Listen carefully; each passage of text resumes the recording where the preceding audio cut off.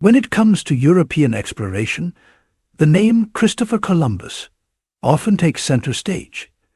His voyage in 1492 is practically synonymous with the so-called discovery of the New World. We've all heard the story, Columbus setting sail across the Atlantic, bridging two continents in what's often portrayed as a monumental, world-changing event. It's an image deeply ingrained in history books that feels like the definitive starting point of European contact with the Americas. But here's the twist. Long before Columbus ever set foot on a ship, another group of European adventurers had already crossed the Atlantic and made contact with the Americas. Yes, these were the Norse Vikings. Fearless, resourceful, and ambitious, they were not just raiders, but explorers, pushing the limits of their known world. Their journeys brought them face to face with the unknown and created encounters steeped in fact and legend. But this story doesn't end here. What exactly happened during those legendary clashes? And how does this forgotten chapter shape the way we understand history today? Stick around, because we're about to dive even deeper into one of human history's most extraordinary and overlooked moments. By the 10th and 11th centuries, the Vikings weren't just sticking to Scandinavia. They had expanded their reach far and wide, setting up settlements in places like Iceland and Greenland, under the leadership of the infamous Eric the Red. But Eric's son, Leif Erikson, he took things to a whole new level. Around the year, Leif set sail even further west, stumbling upon a land he would call Vinland. Now, historians think this area is somewhere in modern-day Newfoundland in Canada, overflowing with resources like timber and grapes. It was a land of promise, a place ripe for the ore, so the Vikings thought. But Vinland wasn't some untouched paradise. Indigenous peoples lived there for generations, thriving in rich, interconnected culture. These groups, likely the ancestors of the Beothuk or other coastal tribes, were deeply tied to the land. They hunted, fished, and traded far from the empty wilderness the Vikings might have imagined. The Norse had a name for these indigenous peoples, Skraelings. The term is often translated as screechers or barbarians, a label dripping with condescension. Yet these Skraelings were anything but primitive. They were skilled, resourceful, and capable of holding their own against the Norse newcomers. At first, the Vikings and the Native Americans probably approached each other with curiosity and caution. The Norse sagas describe trade moments, iron tools, and fabric swapping hands for furs and food. For a brief moment, two different worlds might find common ground. But history rarely tells tales of perfect harmony, right? As you'd expect, tensions boiled over. The Vikings, armed with their advanced weaponry and seafaring bravado, underestimated the indigenous people's deep connection to the land and their willingness to defend it. The conflict was inevitable. The Norse sagas recount fierce battles where the Vikings, despite their might, found themselves outmatched. The Native Americans fought with tactics that turned the land's natural features into deadly advantages. Outnumbered, underprepared, and facing relentless resistance, the Vikings ultimately retreated. They abandoned Vinland, marking the end of their brief foray into North America. This forgotten slice of history flips the script on what many of us were taught. Long before Columbus, there were battles between Europeans and indigenous people. It wasn't the story of one-sided discovery, but a clash of cultures where the Native Americans held their ground. It's a testament to their strength and resilience, and a reminder that the New World was never empty. It was alive, thriving, and fiercely defended. The first recorded encounter between Vikings and Native Americans is one of the most fascinating moments in pre-Columbian history. It's a tale of cultural curiosity, resourceful survival, and inevitable conflict. When the Vikings arrived in Vinland around 1000 CE, They entered a world unlike anything they had experienced before. A land teeming with resources, but already inhabited by indigenous peoples with their customs, strategies, and claims. According to the Norse sagas, these initial meetings were hesitant, but not immediately hostile. After Leif Erikson and his crew landed in Vinland, they explored the unfamiliar environment, marveling at its abundance. The forests provided timber for building ships, a scarce commodity in Greenland. At the same time, the land itself seemed fertile, a welcome contrast to the icy barrens of their Nordic homeland. It wasn't long before the Vikings encountered the Native Americans, whom they called Skrælings. The term Skrælings, which loosely translates to screechers or wretches, reflects the Vikings' perspective on their indigenous counterparts. This name hints at cultural misunderstanding and the Viking tendency to view outsiders with suspicion. However, the sagas also suggest that the first interactions were relatively peaceful. The indigenous peoples, possibly ancestors of the Beothuk or other Algonquian-speaking groups, approached cautiously, intrigued by the strange visitors from across the sea. The Vikings, in turn, were curious about the Skrælings, whose appearance, behavior, and way of life were entirely new to them. Trade soon followed. The Vikings, ever the opportunists, exchanged iron tools, cloth, and trinkets for furs and other goods offered by the Native Americans. These early exchanges demonstrated the mutual curiosity and pragmatism of both groups. The Norse sagas describe the indigenous peoples as fascinated by the Vikings' red cloth, which they eagerly traded for animal hides and other materials. For a brief moment, the two groups might coexist, united by a shared interest in trade. But the peace didn't last.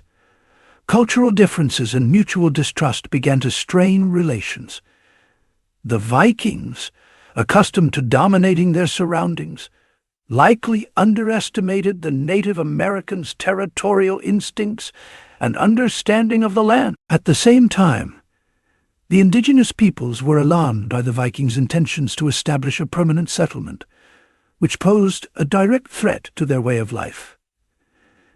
The tipping point came during one of these trading encounters. According to the sagas, a Viking startled a group of Native Americans by slaying an animal in front of them, an act that may have been perceived as disrespectful or threatening. The indigenous group, enraged or frightened, retaliated. This marked the beginning of hostilities between the two groups. The first skirmishes were chaotic and brutal. The Native Americans, armed with bows, arrows, and spears, attacked Viking encampments in swift, coordinated raids. Unlike the open-field battles the Vikings were used to, these attacks were strategic, exploiting the element of surprise in the dense forests surrounding the Norse settlements. The Vikings, while equipped with superior weaponry like iron swords and shields, struggled against these hit-and-run tactics. Their reliance on close combat techniques could have been more effective in this unfamiliar environment. One of the most vivid accounts of these clashes comes from the saga of the Greenlanders, which describes a battle in which the Vikings were outnumbered and forced to retreat. The story tells of Fridas, the half-sister of Leif Erikson, who is said to have wielded a sword and fiercely defended the Norse settlement when the men fled. According to the saga, her courage terrified the attackers and temporarily halted their advance. Despite such moments of resilience, the Vikings soon realized they were fighting a lost battle. The indigenous peoples knew the land intimately, giving them an advantage the Norse could not overcome. The Vikings' small numbers made it impossible to sustain prolonged conflict, especially as they faced dwindling supplies and growing isolation from their Greenland base. What began as a tentative exploration of a new world quickly became a grim struggle for survival. The Vikings' dream of establishing a foothold in Vinland was fading, not because of their lack of courage or strength, but because they underestimated the complexity and determination of the people they encountered. The first encounters between the Vikings and Native Americans were a prelude to the larger story of European colonization centuries later. These early conflicts revealed how two vastly different cultures viewed land, survival, and power. Vinland was an untapped resource for the Vikings, a prize waiting to be claimed. For the Native Americans, it was home, a sacred space that they would defend fiercely against any intruder. As the battles intensified, the Vikings faced a harsh reality. Their weapons and technology could not guarantee victory in a land so far from theirs. The Viking-Indian Wars, though not large-scale by modern standards, were an intense and fascinating series of clashes that marked the first recorded armed conflicts between European explorers and the indigenous peoples of North America. Unlike the grand battles chronicled in medieval Europe or later colonial wars, these skirmishes were intimate, brutal, and shaped by a unique interplay of cultural misunderstanding, tactical innovation, and environmental challenges. When the Norse settlers attempted to establish their presence in Vinland, their small encampments were immediately vulnerable. The sagas, particularly the saga of the Greenlanders and the saga of Eric the Red, provide chilling accounts of these confrontations, painting a vivid picture of the struggles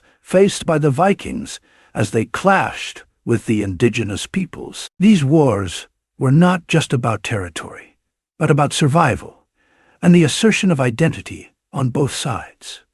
The first recorded Viking-Indian battle was triggered by misunderstanding and cultural friction. As the Norse tried to expand their settlement, they encountered resistance from the Native Americans, whom they called Skrælings. These indigenous groups, likely ancestors of the Beowulf or other local tribes, viewed the Viking presence as an encroachment on their lands and disrupting their way of life. In one infamous encounter, the Vikings tried to trade with the Native Americans, offering their iron tools and red cloth in exchange for animal hides and other local goods. While the exchange seemed cordial at first, tensions escalated when one of the Norse settlers killed an animal in the presence of the indigenous group. To the Vikings, this was a routine act, but to the Native Americans, it may have been seen as an affront or even a threat to their survival.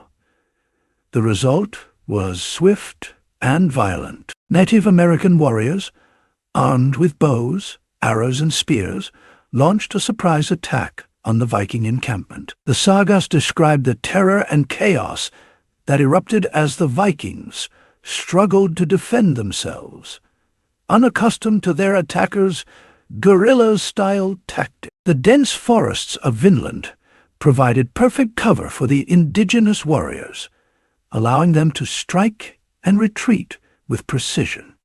One of the defining features of the Viking-Indian Wars was the stark contrast in military tactics. The Vikings, seasoned warriors of the open sea and European battlefields, relied on close combat techniques and heavy iron weaponry. Their long ships were designed for speed and surprise attacks along coastlines. Still, these advantages were neutralized in Vinland's dense, unfamiliar terrain.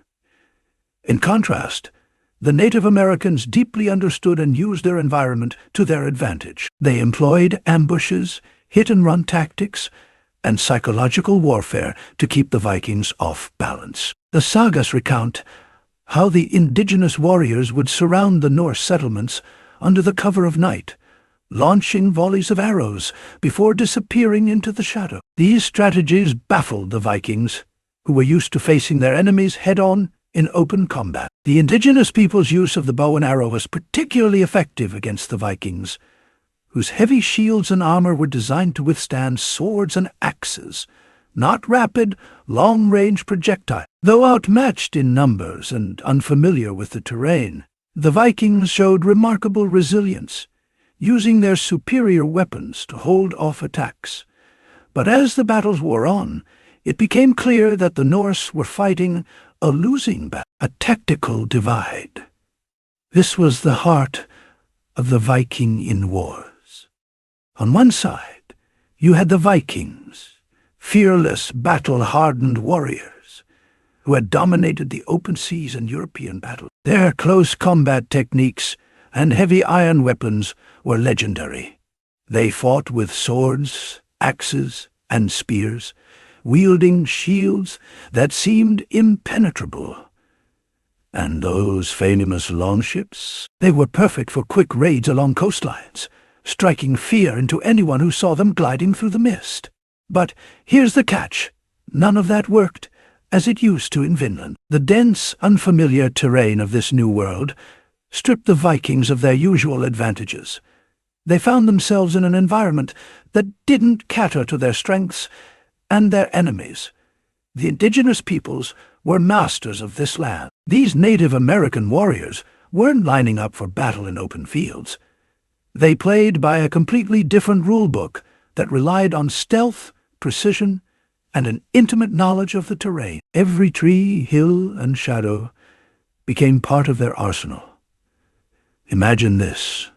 Under the cover of night, indigenous warriors would silently surround Viking settlements. Then, without warning, they'd unleash a barrage of arrows, their accuracy almost supernatural. When the Vikings realized what was happening, their attackers had vanished into the darkness, leaving nothing but chaos and confusion behind. Well, this differed from the head-on combat the Vikings excelled at. Psychological warfare kept the Norse on edge, and the bow and arrow, that was the game-changer. While Viking shields and armor were almost indestructible against swords and axes, they weren't built to handle the relentless precision of long-range projectiles. Arrows rained down faster than the Vikings could react, penetrating their defenses and forcing them into a position they rarely found themselves in. Don't get it twisted. The Vikings didn't just roll over. Even outnumbered and outmaneuvered, they fought with the ferocity you'd expect from warriors of their caliber. Their iron weapons cut through the chaos, and their resilience was remarkable. But the truth was clear. They were outmatched. The land, the tactics, and the sheer adaptability of the indigenous peoples stacked the odds against the Norse. As the battles dragged on, the Viking dream of Vinland started to unravel. This was a different, glorious conquest than they had envisioned. A harsh, unforgiving reality forced them to confront something they weren't used to defeat. The aftermath of the Viking-Indian Wars left an indelible mark on history, not only for the Norse, but also for the indigenous peoples who defended their homeland against an alien threat. Although the Norse abandoned their settlement in Vinland, these encounters laid the foundation for future cross-cultural exchanges between Europe and the Americas. They also provide a stark reminder of early explorers' challenges when venturing into unknown territories. The Vikings' decision to withdraw from Vinland was not a sign of weakness, but rather a calculated move for survival. Outnumbered and outmaneuvered, the Norse settlers realized that their limited resources and workforce could not sustain a permanent settlement in the face of persistent resistance from the indigenous peoples. The sagas tell us that the repeated skirmishes drained their morale, supplies, and confidence. While the Vikings were fierce warriors, they faced challenges they had yet to encounter in their previous explorations. Unlike the European battlegrounds they knew well, Vinland's forests and rugged terrain were entirely foreign. This unfamiliar environment, coupled with the relentless attacks by the Native Americans, proved to be too much for the small Norse population to endure. Leif Erikson's dream of a flourishing Vinland colony ended when the settlers returned to Greenland and Iceland. Despite their retreat, the Vikings left traces of their presence, including tools, ruins, and even stories preserved in native oral traditions. For the indigenous peoples, the Viking retreat was a significant victory. Still, it was also a sobering reminder of the threats posed by foreign invaders. The resilience and adaptability of the Native Americans in defending their land underscored their resourcefulness and tactical ingenuity. They had successfully repelled a technologically advanced foe using their intimate knowledge of the terrain and strategic combat methods. These clashes may have also influenced how indigenous groups viewed potential future encounters with outsiders. The experience likely reinforced the importance of unity, vigilance, and preparation in protecting their lands. Though brief, the Viking presence in North America left a ripple effect beyond immediate conflicts. Archaeological findings, such as the Norse site at L'Anse aux Meadows in Newfoundland, provide evidence of Viking settlement and interaction with indigenous peoples. These artifacts include iron tools and other materials traded with or left behind for native communities. Oral histories among some indigenous groups hint at stories of pale-skinned seafaring strangers arriving on their shores. These accounts, though fragmented, suggest that the memory of the Viking encounters lingered within indigenous culture, adding to their collective narrative of resilience and survival. For the Vikings, the memory of Vinland became mythologized in their sagas. While their accounts celebrated the bravery of figures like Freitas and Leif Erikson, they also served as cautionary tales about the dangers of venturing too far from familiar shores. The Viking-Indian Wars set the stage for the more expansive and devastating conflicts that would come centuries later during the Age of Exploration. While the Norse did not stay long enough to establish a permanent foothold, their encounters highlighted the complexities of cultural contact and the potential for violence and exchange. In many ways, these early conflicts foreshadowed the challenges and tragedies of colonization. They underscored the fierce independence and determination of the indigenous peoples to defend their lands, as well as the ambitions and limitations of European explorers seeking to expand their influence. So, the next time someone says Columbus discovered America, remember this. Centuries before his ships crossed the Atlantic, the Vikings had already been there. These fearless Norse explorers not only reached the shores of North America, but also engaged in some of the earliest recorded interactions, peaceful and hostile, with its indigenous people. Their story challenges the traditional narrative of discovery. It reminds us that history is far more complex than we often think. Thanks for watching. Please remember to hit the like and subscribe button. See you in our next video.